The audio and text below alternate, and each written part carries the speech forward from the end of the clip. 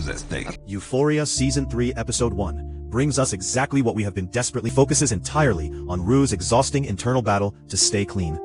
Zendaya and Colman Domingo are an absolute masterclass together, reminding us why their conversations are always the emotional anchor of the entire series.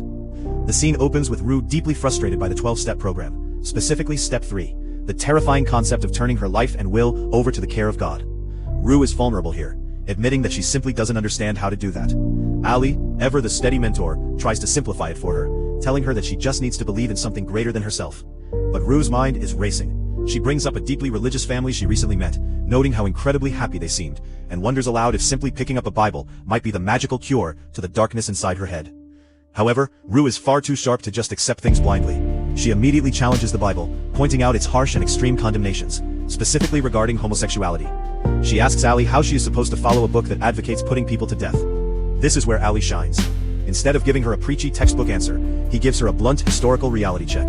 He explains that 30,000 years ago, the Israelites were quite literally running for their lives from the Egyptian army.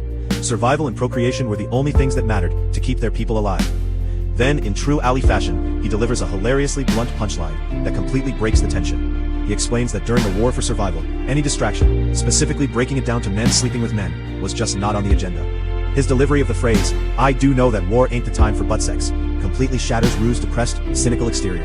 For the first time in what feels like forever, Rue hides her face and bursts into genuine, uncontrollable laughter. Even in her darkest times, Ali is the one person who can pull Rue out of her own head and make her smile.